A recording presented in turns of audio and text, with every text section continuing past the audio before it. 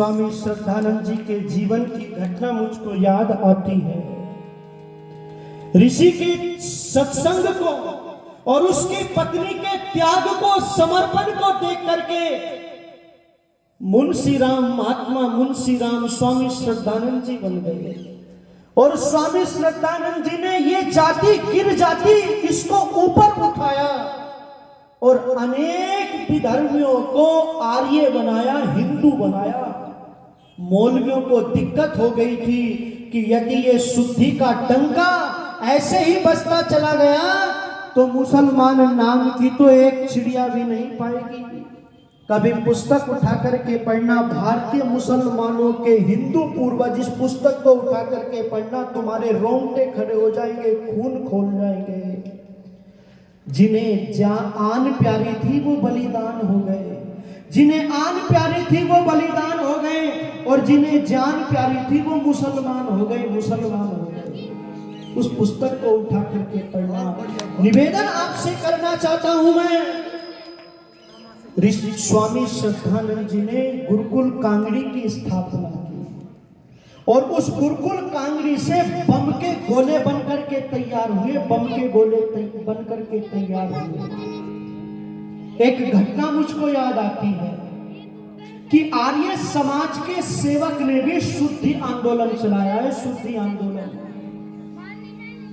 एक घटना है इधर की, क्या नाम, फर्रुखाबाद की तरफ की।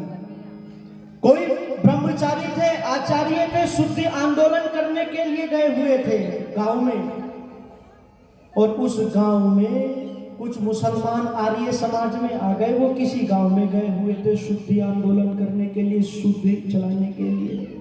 20-25 नौजवान आ गए, 20-25 व्यक्ति मुसलमान आ गए। आर्य समाज का सेवक देखिएगा आप, उसने देखा ये 20-25 मुसलमान आ गए और पंडित जी यहाँ पर है नहीं। अगर मैं इनसे ये कहूं कल आना, तो संभवतः ये कल आएंगे या नहीं आए, कोई गारंटी नहीं है। इसलिए अपनी बुद्धि का प्रयोग करके उनको यज्ञशाला में बिठा देता है। बोले बैठो, मैं तुम्हें शुद्धि आंदोलन, मैं तुम्हें शुद्ध करूंगा। उसके हवन के मंत्र याद नहीं थे।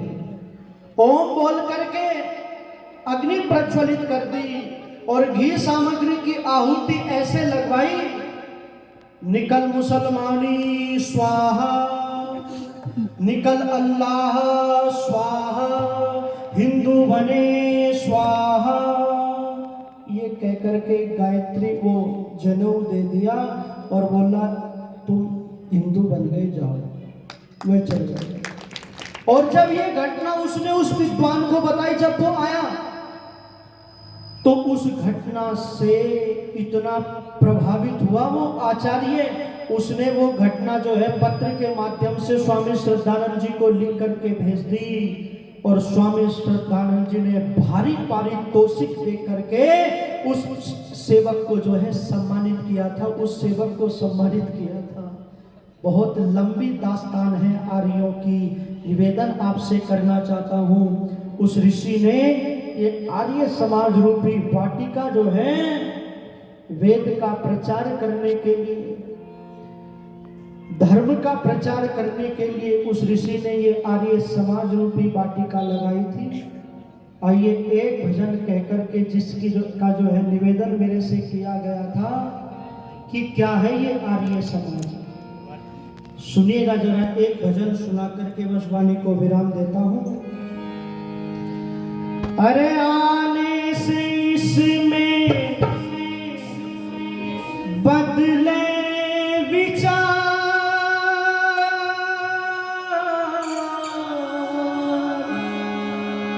बचने से रहता है पाखंड सवार।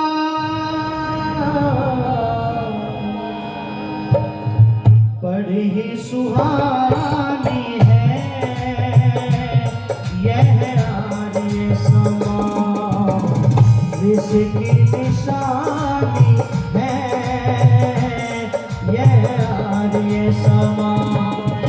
आने से इसमें बदले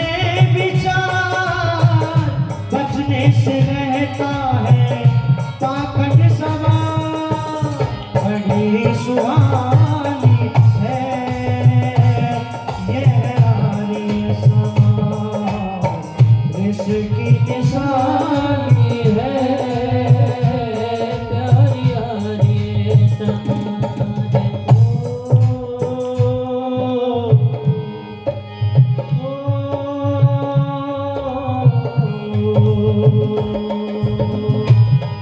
जिसने लिया सहारा वो दानव से मानव बना है, जिसने लिया सहारा वो दानव से मानव बना है।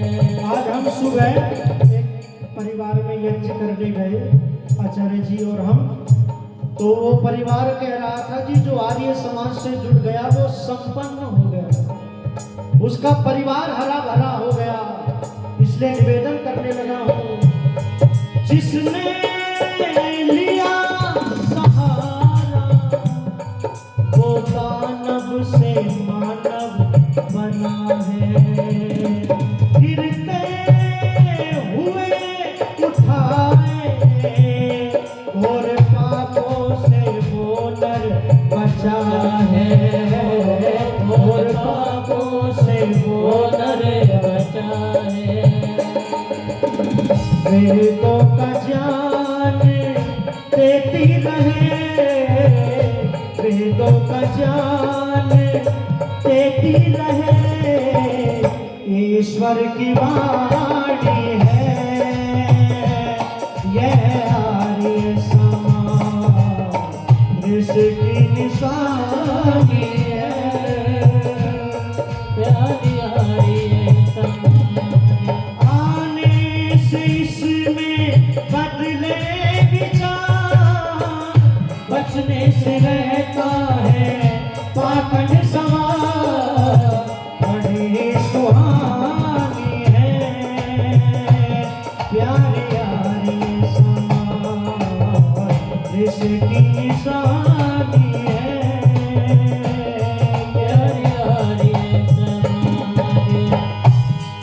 जीवन बनाए ऐसे जैसे फूलों के अंदर सुगंधी, जीवन बनाए ऐसे जैसे फूलों के अंदर सुगंधी, बनता है स्वच्छ हृदय और आदत मिटती है गंदे, बनता है स्वच्छ हृदय और आदत मिटते हैं गंदे।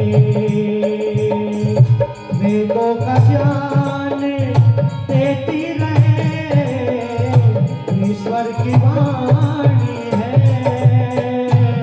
यह आर्य समाज, इसकी निशानी है प्यारी आर्य समाज। पिछड़े हुए जनों को राघव छाती से उसने लगाया, राघव छाती से इसने लगाया, जो भी हुए विधर्मी उनको फिर से है शुद्ध कराया, उनको फिर से है शुद्ध कराया। पूछो तो कौन है ये, पूछो तो कौन है ये, बिछुड़े मिलानी है यह आर्य समाज, इसकी निशानी है यह आर्य समाज। आने से इसमें बदले विचार, बचने से रहता है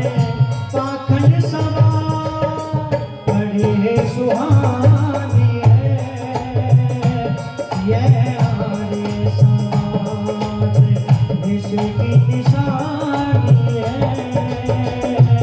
ये आर्य समाज प्यारे इसकी निशानी है, ये आर्य समाज बिछड़े मिलानी है, ये